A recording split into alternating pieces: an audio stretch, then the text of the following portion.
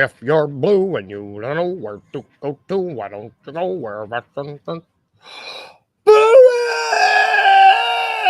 Good morning and welcome to the Daily Grind. Wayno, I see your Mel Brooks song. I raise you a Mel Brooks song. Welcome to the Daily Grind. I am your host, Luke Hatmaker. It's Tuesday. I had to second guess myself for a second. It's Tuesday, and that means I got buckets with me. How are you, Rusty? You good, brother? I'm good, man. Yeah, I've been curious about what day it is all week. You know, both days this week, everything's been thrown off. As you can tell, I'm not at home. I'm on location in Auburn, Alabama, down here with Boone and Maggie, making sure everything goes smoothly for him. And so far, so good. Yeah. But yeah, man, glad to be here. Glad to be checking in this morning. Awesome. Is it raining down in Auburn?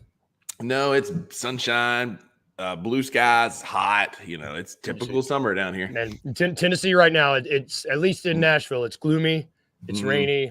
I know it came through Memphis. Yeah, it came through Memphis yesterday, and apparently, news to me, we have another hurricane coming up our way. Should be here later in the week. It's Hurricane 9. I don't think it has a name yet, but they anticipate it to become a thing. So here we are. All of this rain, I can only assume, is because the basketball gods are weeping for Derrick Rose. What a transition! I was trying. I was like, how can we do this? I am glad we've got stuff to talk about. I don't know. I mean, there's a lot to unpack here. For those of you who did not see the news yesterday, the Memphis Grizzlies chose to waive Derrick Rose.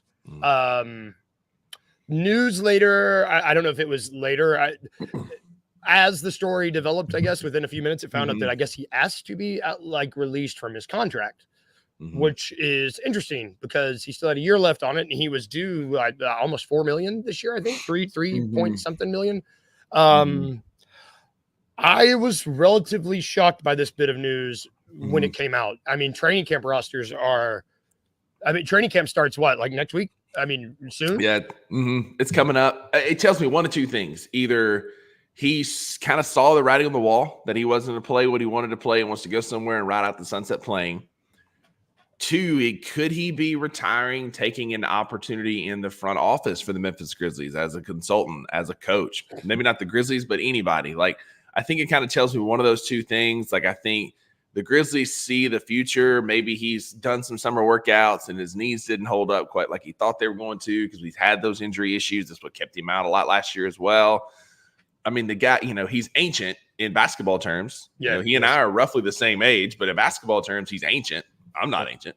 But it opens up some interesting opportunities for the Memphis Grizzlies. No doubt. And if it was mutual, which it seems like, I guess you don't let someone out of their contract if it's not mutual, not when they're due to make that much money. They still have a year left. And my thought is if Rose wants to go, I don't particularly see where Rose could have more of an impact. I just don't know. We were kind of talking about this yesterday off the pod, off air.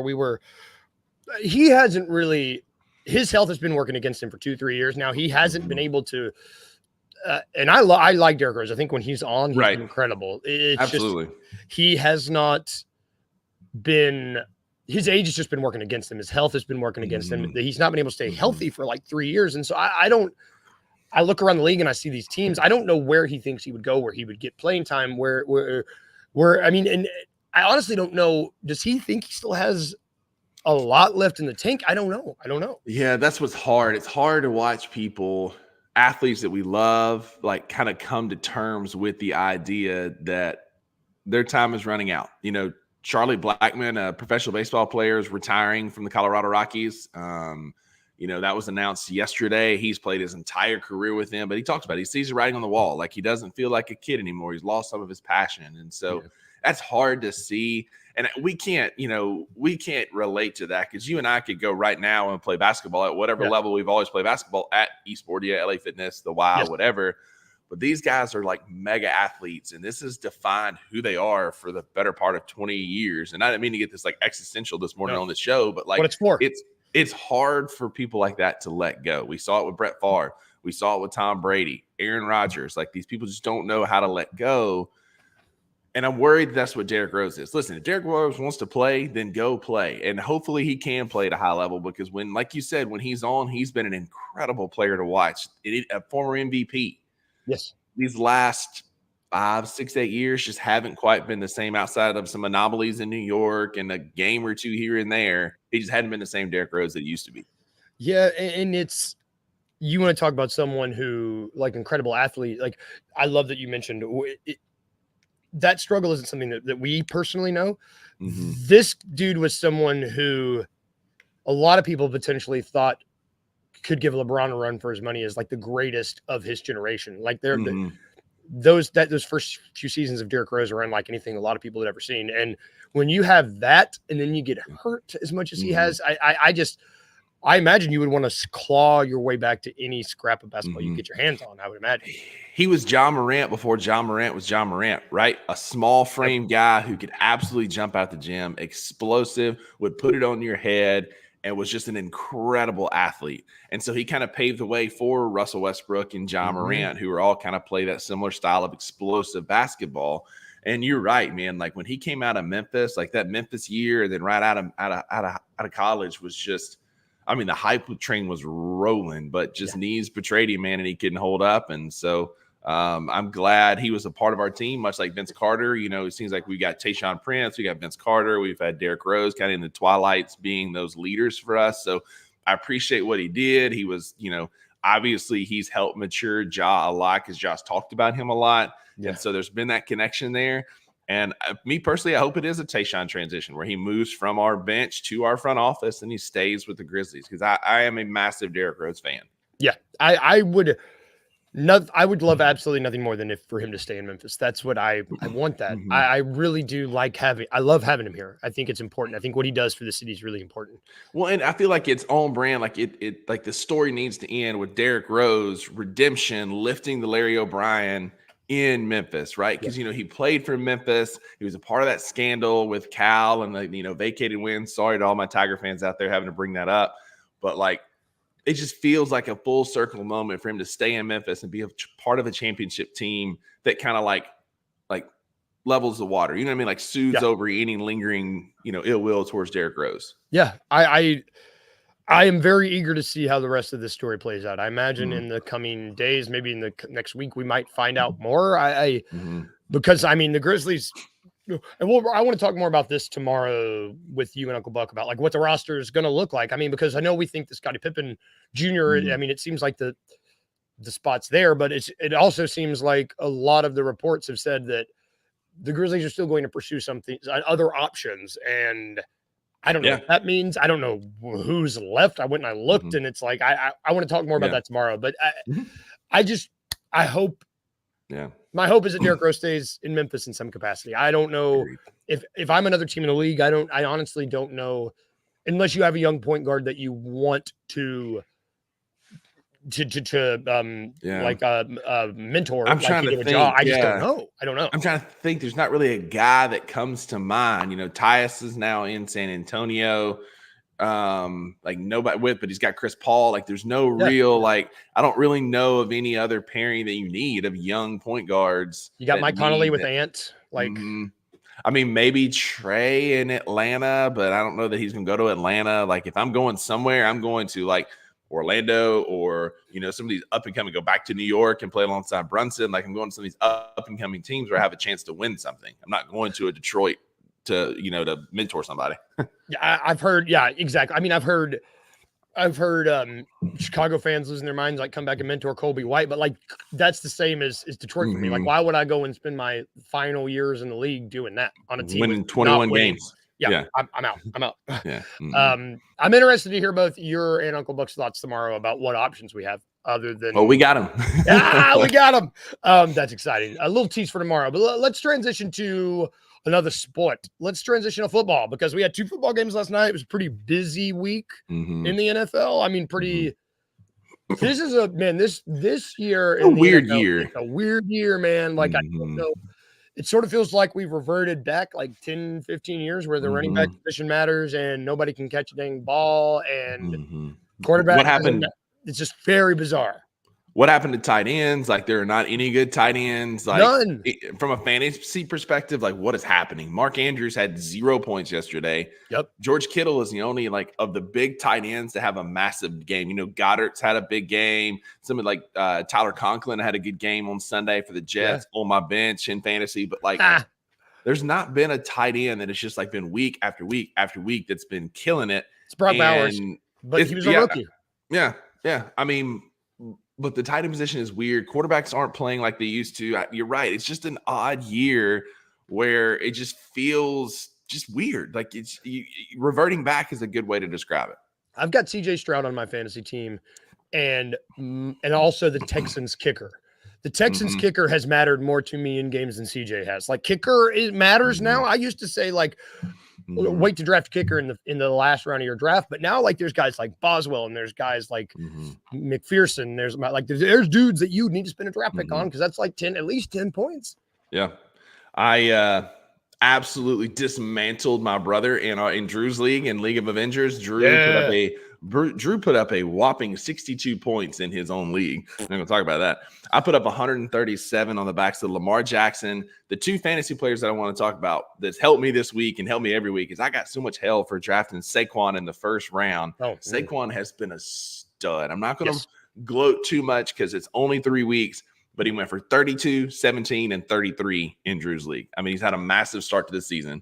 That's crazy. Massive start. I said on draft night, I said, I had a hunch that they were going to give the ball to Saquon more to keep Jalen Hurts healthy, and I'll be damned if that's what they're doing. And he's running the ball. He's the number one running back in the league. DK Metcalf had a big game. Aaron Jones is a great fit in Minnesota. I had both of those, so blew it out of the water. But last night, what Jaden Daniels did in that second half, man, as a rookie quarterback, I went in at halftime, he had 5 points, and my cousin's husband in our family league was beating me. And this guy auto-drafted. His two quarterbacks are Drake. His quarterbacks are Drake May and Jacoby Brissett. They play for the same team. And so it's a two-quarterback league. It's weird. My brother set it up. Anyway, so at halftime, and I have Jordan Love, and then I had Jordan Love and Jaden Daniels, and my backup was Trevor Lawrence, who's awful. That Jaguars team, man. It's so bad. Yeah.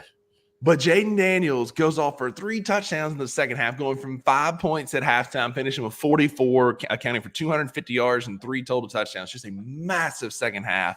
What a great, great story that's going to be to watch him continue to grow. I was big on him on draft night, and last night it kind of all came together for him. Dude, I'm going to read you. I'm glad you brought this up because the Commanders are, I still like calling them the Washington National Football Team. The Commanders, they've not punted since week 1. Their last 13 possessions were 5 touchdowns, 8 field goals, no punts, no turnovers. That's insane. Yeah, last night was the first game in the NFL since 1940 with no punts and no turnovers. And I love Dan Quinn, but this team is a great. You're seeing exactly why some dudes need to stay as coordinators and never. Cliff Kingsbury is. It's not revolutionary, but like you see what Arizona saw in him. They were like, "Yeah, let's get this guy a head coach job." Maybe he's not that, but this dude has an eye for the offense. He knows how to run an offense. And Jaden, man, as a guy who drafted Caleb Williams, which I'm still in on Caleb Williams, but it's. I think it's a coaching thing. I think our head coach, our offense coordinator, Eberflus is our. Waldron is, I've been seeing all these pictures where it's like the Bears offensive line, ladies and gentlemen, and 4 out of the 5 guys over and over are literally laying on the ground. It's I don't know, spectating. I just seeing when you get to watch these games of these rookies, when you see the game where it clicks, it's really cool. It's just like really cool when you get to see that dime that he did to McLaurin. And Terry McLaurin even looked surprised at how good that ball was. I want you. This is what I was reading last night that really stood out to me. So in 3 games, in the first game, he had 184 yards passing and he rushed 16 times. In the second game, he had 226 yards passing and he rushed 10 times. Last night, he had 254 and he rushed 12. So it's like the better he's throwing, the less he's having to run, which watching him at LSU, the boy doesn't know how to slide or get out of bounds. And in the NFL, you're going to get murdered. And so I don't know if you remember all those memes of that gnarly elbow he had at LSU just from taking all those hits. It's nice to see that rushing coming down as his passing is going up, getting more comfortable in the system. We talked about it on draft night. I wanted him in Drew's league so bad. I'm glad I got him in my family league. But like, there's sneaky weapons in Washington. You know, No with doubt. Eckler and Brown Robinson and McLaurin, like there's some sneaky weapons there. They And got it's speed fun. too. They're fast. They got so much speed, and they're just getting better each week. That's gonna be a fun team to watch come together, especially because their next games are against Arizona and Cleveland, two not great teams, and then they play at Baltimore. And I'm excited about watching old Lamar versus new Lamar. Right? You've got like a running quarterback who can throw. Like that game is interesting to me, especially if the Commanders can win their next two. That could be fun, man. That could be really fun. Man, that game might end up being like a really exciting game that not a lot of people were. I'm here for that. That's a sneaky game. Yeah, I was looking at some of his stats last night. He's right now currently in my family league, which our league's a little bit different, but he's the number 2 quarterback in the NFL. Jaden Daniels, shout out for the Washington Commanders.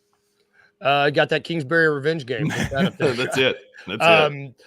So there were a couple teams that a couple more teams I want to talk about. There was one team that kind of came after 2 weeks. They looked like what I expected them to look like. The Saints. Kind of came back down to earth. I don't know.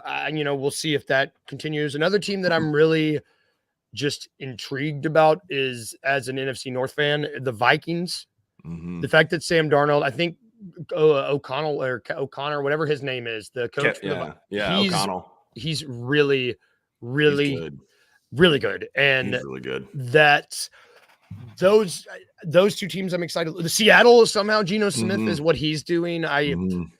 These are the teams that I'm still intrigued by, teams that I'm just at this point almost completely out on. I don't understand how the Tennessee Titans were able to get manhandled by, and I'm not doing this because I was going to talk about it. Dude, like what?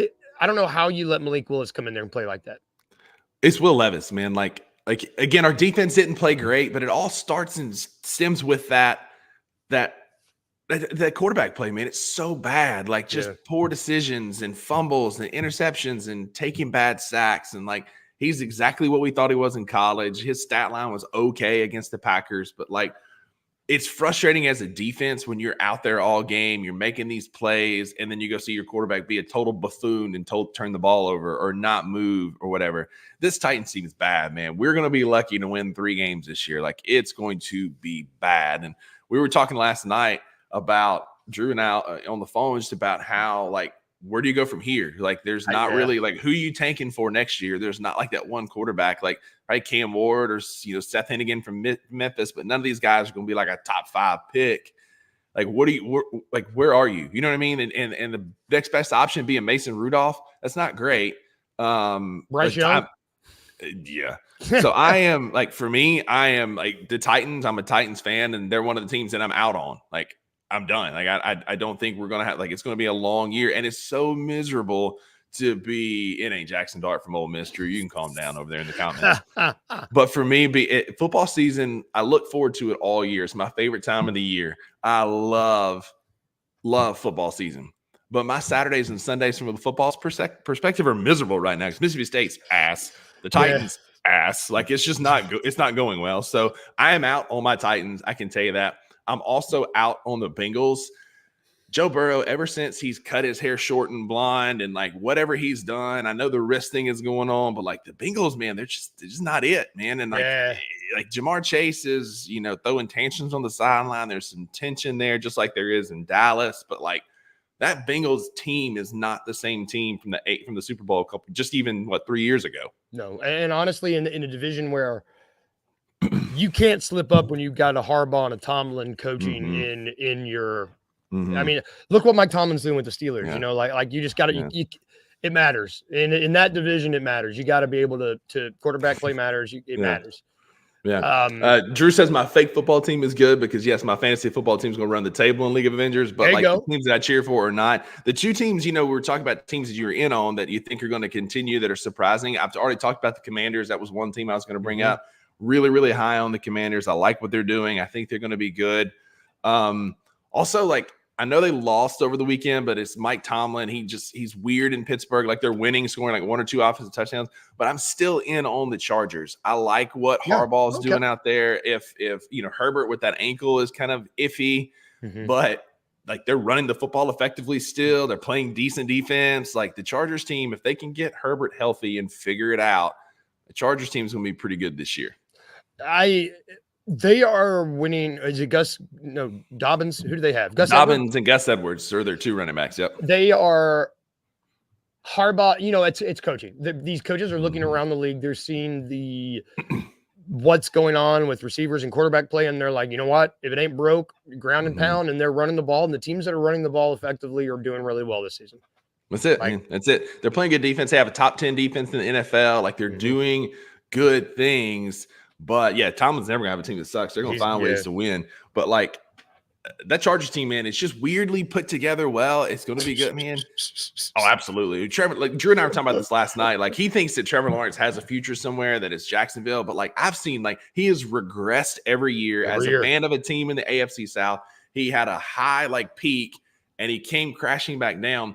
I compared him in our fantasy group chat last night to that old Baltimore Ravens team with Trent Dilfer. Like, all you have to do is not lose the game, and that defense would carry you. That's how they got to the AFC Championship game that year. It wasn't because of Bortles or Trevor Lawrence. It was Calais Campbell, and that defense was just nasty. Yeah. And, all you had to do was basically not lose the game, and you would win. Now he is losing the game through turnovers and poor decisions. Trevor Lawrence ain't it, man. That team is bad. He's not good. I've heard a lot of people suggest that Belichick ends up there. I've heard that because it's a team that would give him full control. They'd be like, you can be coach, you can be GM, and there's already quarterback. So I guess it just depends on if you I don't know what you're talking about. We're going to throw the word fetish up here. That's why I put this up here. Got it. I just, that's a team. It's in Florida. Yeah. I know. I think that Belichick will either end up with the Giants or the Jags yeah.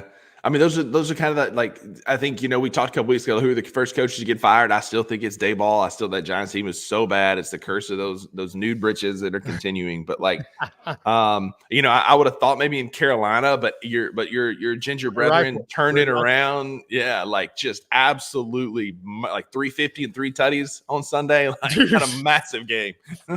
That was absurd. I don't want to talk about the Red Rifle, but why not? Why not? It sucks for Bryce Young, but it's like, man, dude, maybe you're just too short. Maybe you just don't got it. And it just goes back to these rookie quarterbacks. Drew and I were talking about this last night. Like, the GMs are so tied to the head coach, who are so tied to those quarterbacks. It's not going to go away anytime soon. But rookie quarterbacks do not have a chance anymore because the GM needs the head coach to win. The head coach needs the quarterback to win. And so they're going to throw these rookies into the fire. And Bryce Young is probably not an NFL quarterback. He's definitely not one now because any confidence he had is going to be shot after, a season and a half. Yeah. And so it's just it's a lose-lose situation. And it's not going to get better anytime soon. For the guy's sake, I'm root for people. He seems like a good guy, stand-up guy from all accounts. Maybe he'll go somewhere, land on his feet, get an opportunity to back up somebody and get a shot again in a season or two. But it just ain't it, man. Yeah, no, there's too many franchises in the NFL that are tortured franchises where everybody's fighting for their job security, so nobody can help anybody else. It's really that's it, man. Sucks. But that's okay because what doesn't suck? Tubing Tuesdays, baby. So we're gonna take a break. When we get back, we're gonna tube a little bit right after this break. I think Jabari Smith Jr. and I don't want this to be true, but I almost feel maybe Tobias Harris, yo. What's wrong with Tobias Harris? We've had this discussion.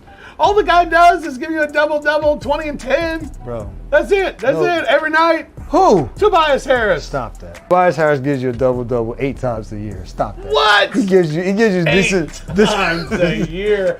I'm a fan. And this is what I'm saying because I continue to be like, he's a dude he's a tease. It's a tease. It's like, God, dog, he's sexy. But it just won't work. Like he should be, but it's there, but it's just when the games, it's just consistently. I don't know if it's you need more people to believe in it, something, but I don't want, and also just to get lost in the rest in that Houston team. Tune in to the Night Court podcast with your hosts Rob Fisher and Brevin Knight on the Bluff City Media YouTube channel. I've always thought Norvell wasn't really that tight to me because I was like, bro, this dude ain't it to me, bro. He left with the humility, and that's the only reason why people ain't destroying his ass right now. That 2019 year is what supplanted his legacy as like, you know, he's the man. Oh, yeah, but let's not forget, he was one missed 20-yard field goal against Tulsa away from all of that being nothing. That one field goal changed everything. That missed field goal sent them to the AAC championship, brought game day to their place. I mean, that field goal changed a lot of people's careers. Ryan Silverfield wouldn't be here. Norvell wouldn't be in Florida State. It just changed everything. So yep, that's facts. That's facts. Get him out of here. It'll put Memphis in the pole position to go and do what they gotta do to get to the college football playoff. If you win out, you got a chance to win out if you win this game against Florida State. How crazy is that going to be? It's going to be crazy. Tune in to the Anthony Sane Show Wednesdays and Fridays at 12 p.m. weekly on the Bluff City Media YouTube channel.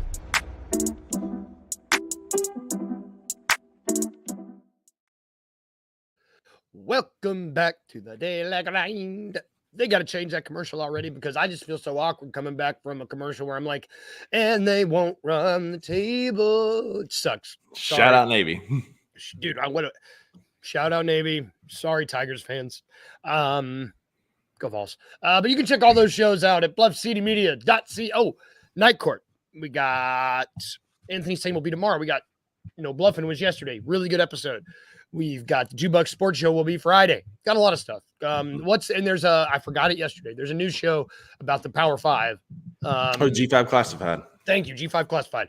Check them all out. We got a lot of stuff, which that's not what we're talking about right now, but it does sound like Memphis said no to the Pac-12, which we might talk about that tomorrow too. It makes sense. It makes sense. We can talk about it, but it makes sense. Yeah. But let's get back to our show because on Tuesdays, we tube, we watch things because everybody's got a TV. Our stats monster has a TV. I got it right that time. I got a TV right in front of me. Yeah, everybody watches it. Yeah, TV. Movies are good too. I'm going to even cheat a little bit because today I'm talking about a movie trailer.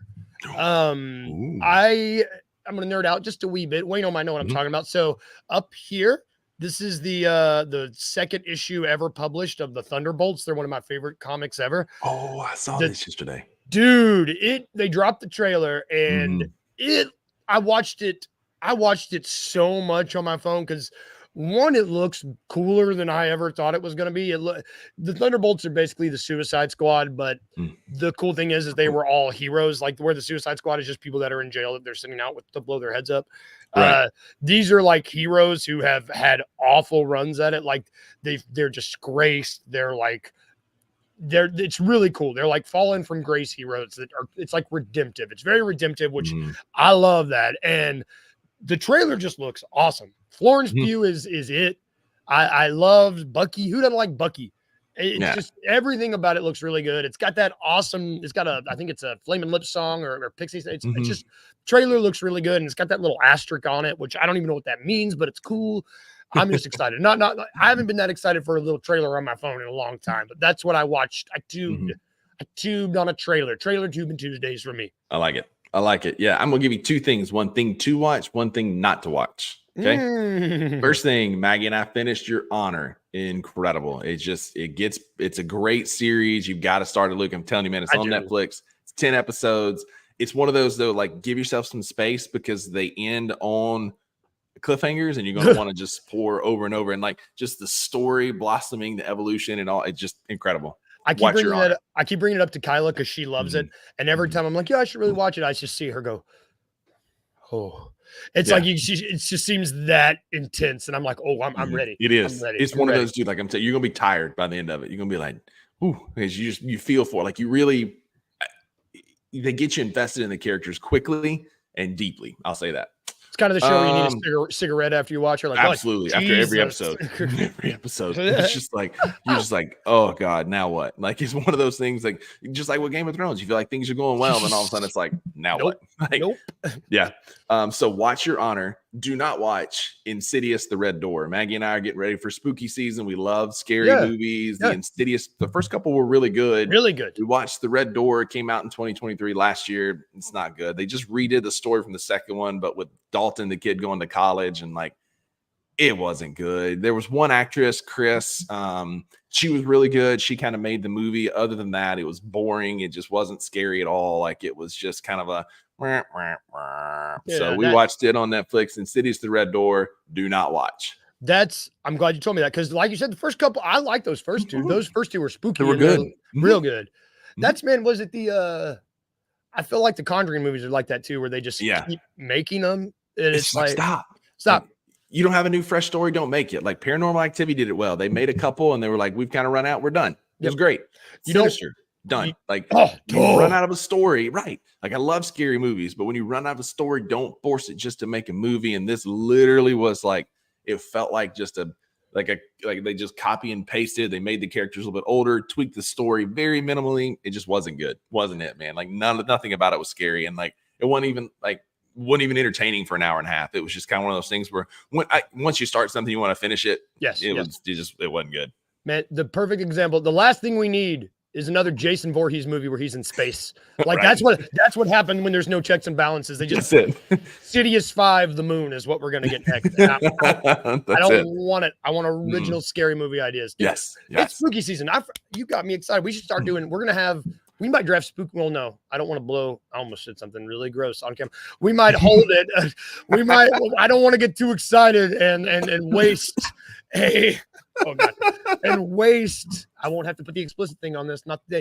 And waste the horror movie draft. We'll save that. But yeah, listen, season, man. Maggie and I are super excited. We're already reading our scary books. We've got scary movies planned that we're putting out that we're going to watch over the next month. Like, she's big into spooky season. I'm big into spooky season. Cannot wait for Halloween and all the scary movies that come with October. Dude, I'm here for it.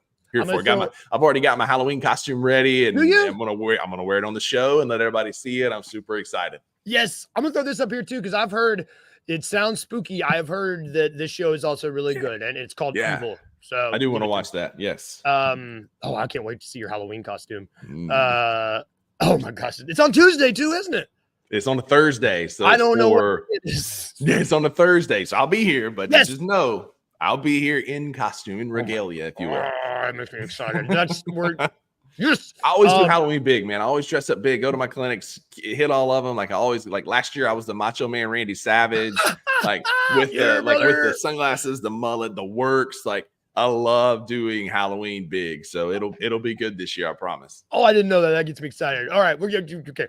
We can talk. We got a month till Halloween, but I could get excited. Yeah. Okay, that's gonna do it for us today. Get ready for Halloween, y'all. We will be back tomorrow. We got Uncle Buck back with us tomorrow. We're gonna talk more about this point guard situation happening. And we're probably gonna talk college ball, because I really want to get everybody's idea about what all's happening. But tomorrow, 7:30, me, Uncle Buck, Buckets, will be here. Check out Jess Benson right now over at grindcitymedia.com. And have good days, y'all. If I can leave you with anything, remember just to be a little weird and remember to smile. See y'all. Have a good day.